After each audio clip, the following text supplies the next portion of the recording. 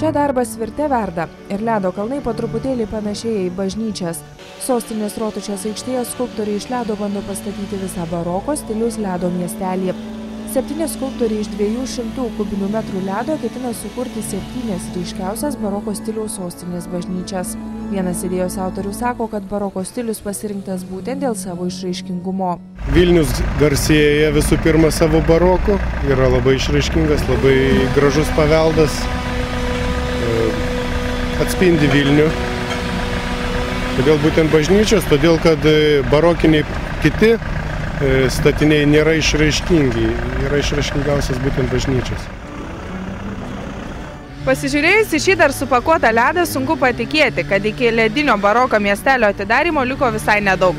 Patys menininkai prisipažįsta, kad jiems kaip studentams pritrūksta paskutinės nakties. Tačiau iki atidarymo pažadėjo viską pabaigti kaip suplanuota. Vakarais čia skambės baroko muzikos interpretacijos, o ledo skulptūras apšvies vaizdo projekcijos. Visi norintieji aplankyti ledinį baroką galės tai padaryti iki mėnesio pabaigos. O štai čia iš sniego nulipdyta pelė. Ir ne šiaip savo pelė, o tarptautinio sniego skulptūrų konkurso antrosios vietos prizininkė. Japonijos Saporo mieste vykusiame tradicinėme sniego skulptūrų festivalyje 3 kauniečių skulptorių komanda aplenkė 10 varžovų.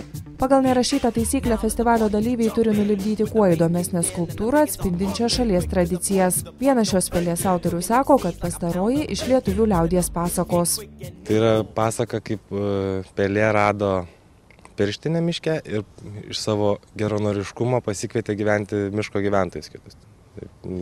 Varlę, kiškį, lapę, vilką, o meška nusprendė pati apsigyventi toj, nes jai irgi labai patiko ir kai lindo tą pirštinę suplyšo. Pasak Mindaugo, pati pasaka ir jos moralas apie nepageidaujamus svečius atspindi ne tik tautosakos motyvą, bet ir turi savą šiek tiek politinę interpretaciją.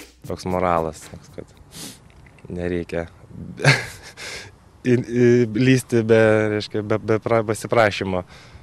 Tai čia ir Japonam buvo liktai kaip taikyta su potekste apie Kurilų salas, čia ir Lietuvos situacija su tarybinė valdžia visa, tai toks čia paralelės tokios. Truputėlį politizuotas meno darbas? Šiek tiek, aišku, turbūt gal negaliu sakyti, kad likom suprasti ir labai nebuvo akcentuojama tas, bet čia mūsų pačių tokie išvedžiojimai. Ledo menas populiarus įvairiose pasaulio šalyse. Vasario pradžioje Rusijoje Novosibirske taip pat vyko ledo skulptūrų festivalis pavadintas Sibiro krištolu. Neįtikėtina, bet menininkai čia dirbo 30 laipsnių šaltyje.